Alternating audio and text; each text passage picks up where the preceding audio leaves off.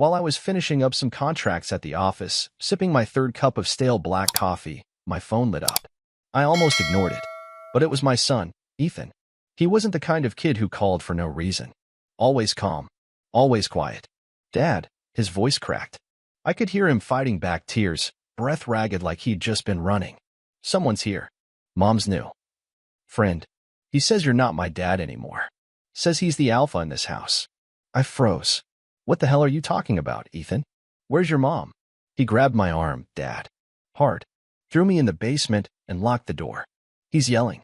Smashing things. Said it's time to deal with that loser. He means you. I was already on my feet. "He's laughing," Ethan whispered. "He keeps saying there's nothing you can do." I couldn't breathe. My chest clenched like a vice. My hands trembled as I whispered, "Call an ambulance. Now. That boyfriend won't bother you ever again." I grabbed my keys, stormed out of the office without a word to my assistant, and peeled out of the parking lot. That 20-minute drive home felt like war. My eyes darted between the road and the speedometer. 90, 100. My hands gripped the wheel so tight, I could feel my nails digging into my skin. How long? How long had this been going on? Ashley, my wife, had been working late more often than usual. That alone wasn't suspicious. But then came the perfume. Strong. New. And not for me. Then the locked phone. The turned-over screen. The whispered calls in the laundry room. But never, not once, did I imagine she'd bring someone into our house. Not our home. Not with our son there. And certainly not someone who'd lay a finger on Ethan. I turned onto our street, tires screeching, rage rising like fire in my veins. The garage door was wide open. A trail of broken wine bottles led from the kitchen to the living room. Glass crunched under my boots. He was there. A tall, smug bastard with a buzz cut and tribal tattoos creeping up his neck like a disease. Shirtless. Drunk. Laughing into his phone. "You'll never guess what I just did to her loser husband's house," he slurred into the speaker. "Kids crying like AB*TCH downstairs." I didn't say a word. I didn't ask for explanations. I launched across the room like a bullet. One punch landed straight in his jaw. The second in his gut. He doubled over, gasping. But I didn't stop. Couldn't. He locked my son in the damn basement. He crossed the line. We knocked over the coffee table. Smashed through the TV stand. I slammed him against the wall, my fist cocked again when Ashley's voice cut through the chaos. "Jason." "Stop." She stood in the doorway, holding a suitcase. Her heels clicked on the hardwood as she walked in like she was returning from a spa retreat, not a war zone. Her eyes didn't go to Ethan. Didn't go to the broken furniture.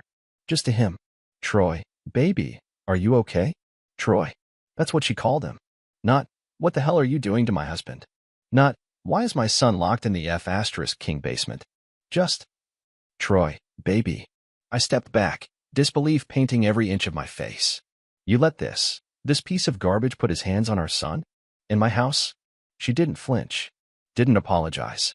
Didn't even lie well. She smiled. Cold. Sharp. Cruel. "Maybe if you were more of a man, Jason, you'd still have a family." I stared at her. This wasn't the woman I married.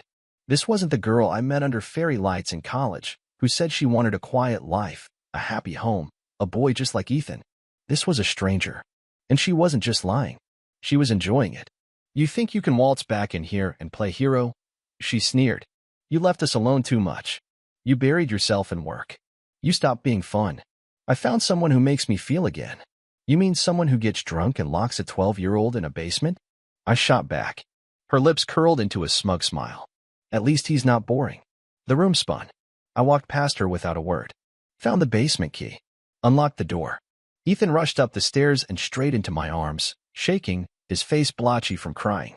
"Dad," he whispered, "he said you weren't coming." I looked over at Troy, now groaning on the floor, and then back at Ashley. Her arms were crossed. Her eyes rolled. Like we were the problem. Like she was the victim. But in that moment, something inside me cracked, and something else began to burn. This wasn't just betrayal. This was war. The police arrived 20 minutes later. Not because I called them, Ethan did. Smart kid. Always was. But even in all his fear, he remembered what I'd taught him. Don't wait for the storm to pass. Act. 2 officers came in. One took statements. The other tried to figure out why there were wine stains on the ceiling and a flat-screen TV in 3 separate pieces. Ashley sat on the couch like she was waiting for a manicure. Legs crossed. Filing her nails. Troy was on the floor, holding an ice pack to his face, shooting death glares at me like he was the one who got betrayed. When the officer asked what happened, Ashley was fast. Too fast. He broke in, she said, pointing at me with that perfect pink fingernail. We're separated. Jason doesn't live here anymore. The words didn't hit me like a punch, they sliced. Clean. Cold. Like a scalpel to the chest. Separated? I said, voice low. You kicked me out for a retreat with your sister 2 weeks ago. I've been sleeping on my brother's couch waiting for you to talk to me. She didn't blink. Didn't care. Looks like I moved on. The cop glanced between us. Ma'am, your son made the call. Not you. Is that correct? Ashley's jaw tightened. That boy is his. He's just trying to stir drama. My name's Ethan, my son said quietly from the hallway. He locked me in the basement. I called because I was scared. And because Mom didn't do anything. The second cop nodded. We need to take a statement from the boy. Ashley laughed. Laughed. Oh, please. He's just being dramatic. He's 12. He watches too many superhero movies. Troy grunted something under his breath about loser genes and beta parenting. I didn't even look at him. If I did, I'd break his jaw the rest of the way. After 20 minutes of back and forth, they didn't arrest anyone. Just wrote it down as domestic conflict. Said it would be reviewed. They left us with a warning. But something inside me had already shifted. This wasn't about saving a marriage. This was about saving my son. When they were gone, I walked to the kitchen, grabbed a trash bag, and started gathering my things. Ashley leaned against the doorway, arms folded like a queen surveying her ruined kingdom. So that's it, she said. You're giving up? I turned slowly. You brought a man into our house. Let him lay hands on our child. And you let him mock me like he owns this place. What the hell did you expect? She rolled her eyes. I expected you to fight for me. I barked out a laugh, bitter and raw. You locked our son in the basement. You fought for nothing. You just lied. Over and over. About working late. About needing space. About that spa trip. It wasn't a spa, was it? She gave me that look. The one I used to mistake for seduction. Now I saw it for what it was, manipulation. It was Cabo. With Troy. And yes, I told him all about you. How dull you are. How predictable. Funny, I said, stuffing the last of my things into the bag. You used to say that's what you loved about me. People change, she shrugged. Some of us grow. Others cling to their little office jobs and boring lives. I walked past her, stopped at the door, and turned back. I hope he was worth it. She smiled. That same cold, cruel smile. He is. I opened the door. Ethan stood there, backpack ready. You coming with me? I asked. He didn't hesitate. Didn't look at her. Always. We walked out into the night, broken, shaken, but together. And in my gut, I knew this wasn't the end. This was just the beginning. The next morning, I woke up on my brother Caleb's couch, staring at the cracked ceiling like it owed me answers. Ethan was still asleep in the guest room, curled up under a blanket too thin for warmth. I pulled it tighter around him and walked into the kitchen, where Caleb was pouring coffee and pretending he hadn't heard me crying in the bathroom at 3 a.m. Rough night? He asked, sliding a mug my way. I didn't answer. Just took the coffee, nodded. We both knew there weren't words for what happened. Not yet. You gonna go back for the rest of your stuff? He asked carefully. I don't want a single thing from that house, I muttered. Not after what happened. Not after what she did. He hesitated. You sure about that? I looked up. Why wouldn't I be? Caleb scratched the back of his neck. Because Ashley was at your place last night. After you left. What? Yeah. I got a call from the neighbor, Mrs. Paxton. She said she saw her and that Troy guy tossing stuff out the windows. Luggage. Documents. Photos. My stomach sank. She's erasing you, he added. Piece by piece.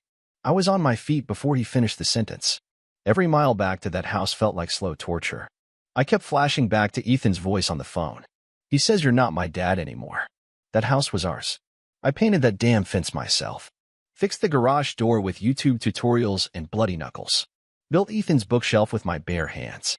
And now she was throwing it all away. With him. When I pulled up, I saw the damage from the street. My wedding suit was on the front lawn, soaking wet from the sprinklers. The framed photo of our honeymoon in Aspen was shattered on the driveway. A box of Ethan's baby clothes, onesies I had fought to keep, was spilling into the gutter. I got out of the car, every step heavy with disbelief, rage twisting in my chest like a coiled wire. Ashley stood on the porch with a glass of wine. It wasn't even noon. You're not supposed to be here, she said, voice flat, like she was reading off a script. I ignored her. Walked past the debris, straight into the house. Inside, it was worse. Troy was lounging on my recliner, wearing my robe. He looked up and grinned. Yo, you again? Didn't you learn your lesson last time? I didn't answer. I didn't even look at him. I went straight to the bookshelf, pulled off the drawer under the bottom shelf, the hidden one. It was still there. My folder. Birth certificates. Bank info. Copies of contracts. Photos. Proof. I tucked it under my arm and turned. Ashley stood in the hallway, watching me like I was a stranger rifling through her purse. You can't take that, she said. It's mine, I snapped. Everything in here is mine. And you know it. She stepped closer. Jason, don't be dramatic. Dramatic? I laughed. You locked our son in a basement and threw my life on the lawn. You brought a stranger into our house and let him claim my family like some kind of prize.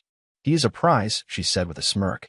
Unlike you, he doesn't play victim every time things get hard. I clenched my jaw, breathing hard. Troy snorted behind me. Yeah, dude. Grow a pair. I turned, took 2 steps toward him. He flinched. I swear, I said quietly, if you ever come near my son again, I won't call the cops. I'll make sure you don't walk again. Got it? He nodded, face pale. Ashley laughed again. This is who you are now? The big bad daddy. I walked out without answering, folder tied in hand, head high. She could keep the house. But I had the truth. And soon, she learned the price of turning a man into a ghost in his own home. I didn't go back to Caleb's. Instead, I drove Ethan to a diner we used to love back before things got dark. He didn't say much at first, just poked at his pancakes like he was afraid they'd disappear if he touched them too hard. You okay? I asked gently, sipping coffee that tasted like burnt sorrow. He nodded, then shook his head. I don't know. I didn't push him. We sat in silence for a while. I stared out the window at the rain while Ethan stirred syrup like it held answers. When he finally spoke, his voice was too calm. Why does she like him? My heart cracked. I don't know, buddy. Some people, they get bored. They forget what matters. And they think something new means something better. But he's a jerk. I smiled. Yeah, he is. Ethan looked up. He said you were weak. That you ran away when things got hard. But you didn't. You came. I put my hand over his. I'll always come. No matter what. You hear me? He nodded again. I thought that would be the hardest part of the day. But the real pain was still coming. Later that night, after Ethan went to bed, I opened the folder I grabbed from the house. Not because I wanted to, because I had to. I needed answers. Something to make sense of the hell I'd been living through. Inside were receipts, emails, hotel confirmations. Ashley hadn't just been cheating. She'd been planning. For months. Multiple flights to places she never told me about. Receipts for gifts I never saw. Expensive ones, watches, bracelets, even a damn motorcycle registered under Troy's name. Photos. God, the photos. Her in lingerie I never bought. Her laughing in clubs, draped over him. Her in bed with him, not doing anything explicit, but enough to make me want to punch a wall until my knuckles split.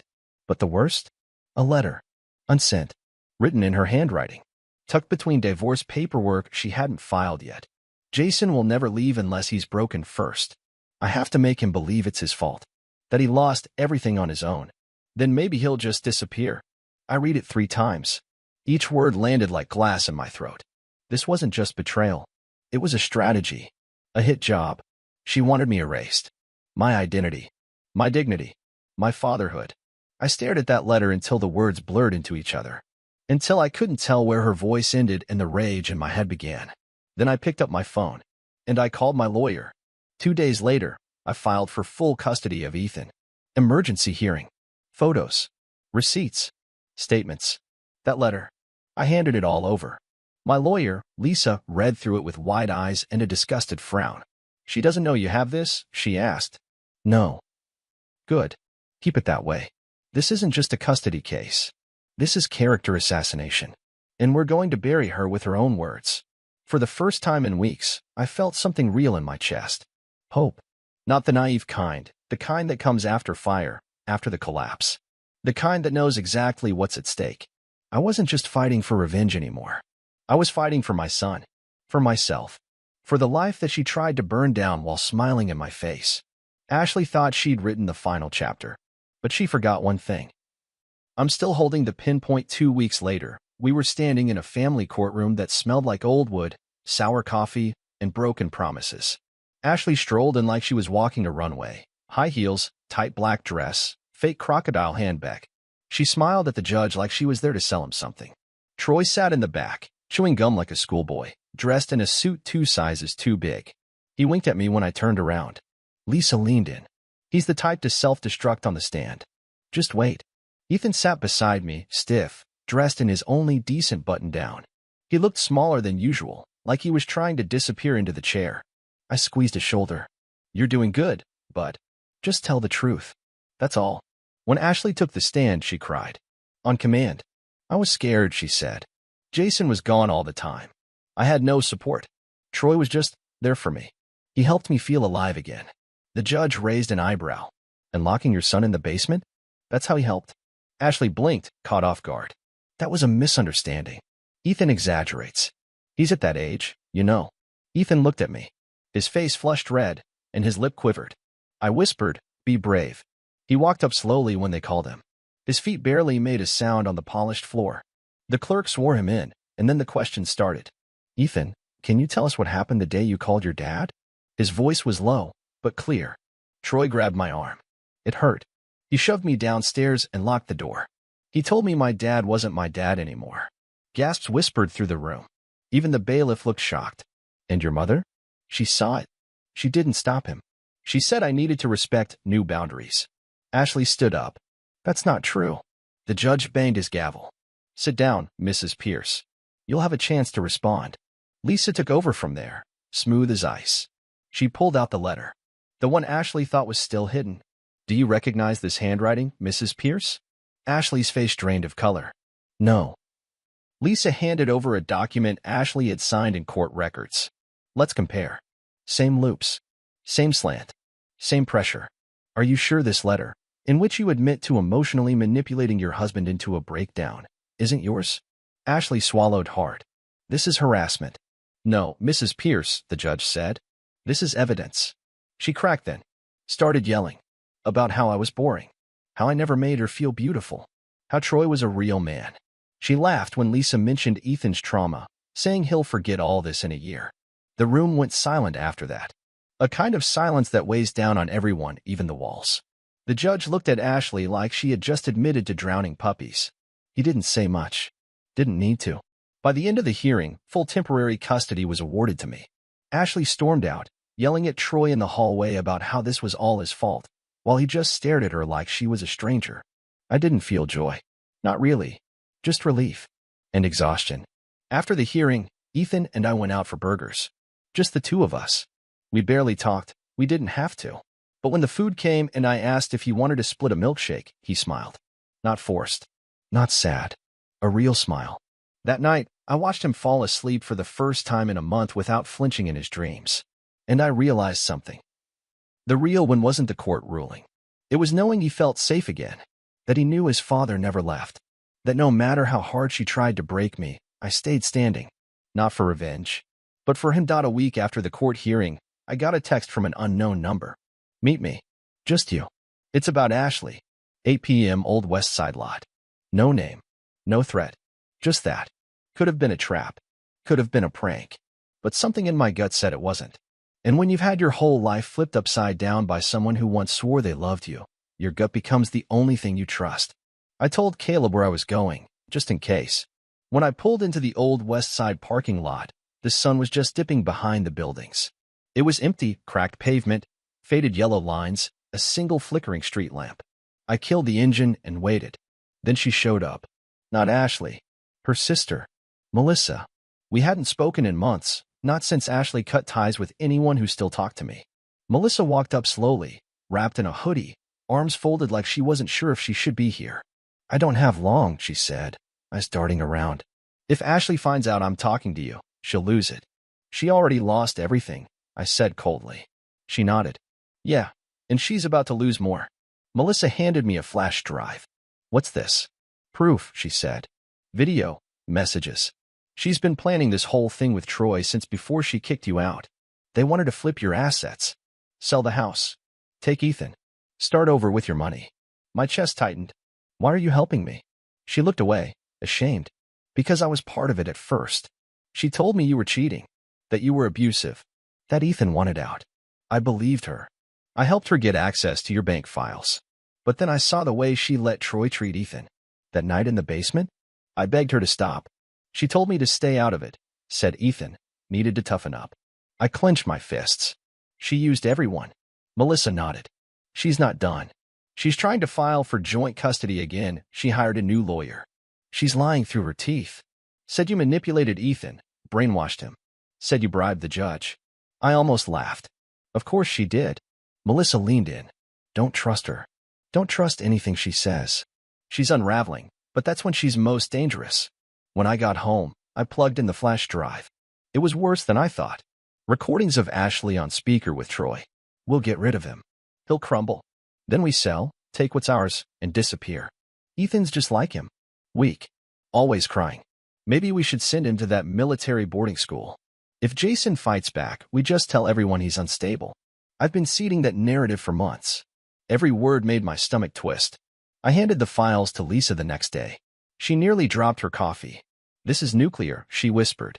We're not just keeping custody, we're making sure she never gets close to your son again. That afternoon, I picked Ethan up from school. We got ice cream. Sat in the car watching the rain hit the windshield in slow, lazy drops. Dad, he said, licking chocolate from his thumb. You think she ever really loved us? I paused. I think she loved a version of us. The one in her head. The one that did what she wanted, smiled when she needed it, and disappeared when she got bored. He nodded slowly. I'm glad you're not that guy. I turned to him. Me too. That night, I got a call from Ashley. Blocked number. I almost ignored it. But I answered. She didn't sound angry this time. She sounded broken. You win, she whispered. I didn't say anything. I hope you're happy now, she added. I took a long breath. I'm not happy. I'm healing. There's a difference. She didn't respond. Just silence. Then the line went dead. And in that silence, I realized something. For the first time in months, she wasn't holding the strings. I was out a few days after Ashley's broken whisper over the phone. I got another call, this time from Lisa. We got a court date, she said. This time, it's permanent custody. And Jason, with what we've got now, she's toast. I didn't cheer. Didn't smile. I just nodded. Winning against Ashley didn't feel like winning anymore. It felt like finally being allowed to breathe after drowning for too long. We walked into the courtroom that Friday morning like soldiers stepping into the last battle of a long, bloody war. Ethan wore his lucky hoodie, the blue one with the frayed cuffs, and held my hand the entire walk down the hallway. He didn't ask questions. He didn't need to. He knew we were walking toward the end of something. Ashley showed up 20 minutes late, dragging her new lawyer behind her, some slick guy in designer glasses who looked more like a cologne commercial than legal counsel. Troy wasn't with her. From what Melissa told me, they'd been fighting nonstop. He moved out. Apparently, he'd found someone younger. Poetic. The judge barely let the proceedings begin before asking if Lisa had anything to present. She did. The flash drive. The emails. The hidden phone calls. The recorded conversations where Ashley flat out said she wanted me broken, how Ethan was an obstacle, and how she planned to start over with the right man this time. It wasn't just a dagger. It was a guillotine. Ashley tried to cry again. She clutched a tissue like it owed her rent and looked up at the judge with those same fake tears. But this time, no one flinched. Not even the court clerk. When the judge handed down the ruling, his voice was like stone. Full legal and physical custody awarded to Jason Pierce. Ms. Pierce is restricted to supervised visitation only, pending a psychological evaluation and further investigation. Ashley's mouth dropped open like she couldn't believe it. Like somehow, this wasn't the story she thought she was writing. When it was over, she followed me into the hallway. Jason, she hissed, mascara streaked down her cheeks. You're ruining my life. I turned to her slowly. Calm. Clear. Done. No, Ashley. You did that. I just finally stopped letting you ruin mine. She stepped back like I'd slapped her. Do you think he'll ever forgive you? She snapped. Do you think Ethan's gonna love you forever just because you saved him? I didn't answer. Because I didn't need to. Ethan walked up a moment later, looked her right in the eye, and said, You don't scare me anymore. Then we walked away. Not rushed. Not dramatic. Just quiet. Free. Later that night, Ethan and I unpacked the last box at Caleb's place. It wasn't much, just a few old photo albums, his gaming console, and a sweater my mom knitted before she passed. We didn't say much, but there was peace in the silence. Like we could finally hear ourselves think. As we sat on the couch, Ethan looked up and said, "Can we start fresh? Like, actually fresh? New place. Just you and me." I nodded. "Yeah, bud. We can." He smiled, not a big one, but enough to light up the space between us. And I realized, it wasn't about burning down the past. It was about choosing not to live in its ashes anymore. Ashley would go on, I'm sure. She'd lie her way into new circles, smile her way into new beds. But that world of hers, the one where I was just a pawn in her little power game, that was gone. Destroyed. By truth. By love. By something stronger than manipulation, clarity. A month later, Ethan and I moved into a small house on the east side of town. It wasn't much, 2 bedrooms, creaky floors, a tiny backyard with half-dead grass and a fence that leaned like it was tired of standing. But it was ours. No lies in the walls. No ghosts in the closet. No perfume on the pillows that didn't belong. I painted his room first. Let him pick the color, neon green. Looked like a tennis ball exploded. But he loved it. Said it made him feel awake. That was all I needed to hear. We built everything ourselves. Bookshelves, bed frames, even a crooked treehouse out back. He didn't ask about Ashley. I didn't bring her up. There was a silent understanding between us. We weren't pretending she didn't exist. We were just done letting her take up space. One night, while we were grilling hot dogs in the backyard, Ethan asked, "Do you think people like Mom ever change?" I thought about it. "No," I said honestly. "I think they change masks. But the face underneath, that usually stays the same." He nodded like he already knew. "I'm glad you didn't." "Didn't what?" "Change. Or give up. Or break." I looked at him, this boy who'd seen more than any kid his age should have, who still managed to smile like the world wasn't on fire, and I felt something I hadn't in a long time. Pride. Not in me. In him. Ashley had tried to break us both. Had used every weapon in her twisted little arsenal, lies, manipulation, gaslighting, even physical intimidation, to rip us apart and convince the world we were the problem. And in the end, she lost. She wasn't a villain with a grand ending. She was just gone. I heard rumors after that. Melissa kept me updated. When she could. Ashley tried suing Troy. Claimed he emotionally scammed her. He skipped town. Left her with debt. She got fired from her job after the court documents surfaced in a local HR scandal blog. Her reputation? Shattered. She sent one letter to Ethan. Just one. He opened it, read it quietly, then handed it to me and said, "You can burn it." I did. We didn't talk about it again.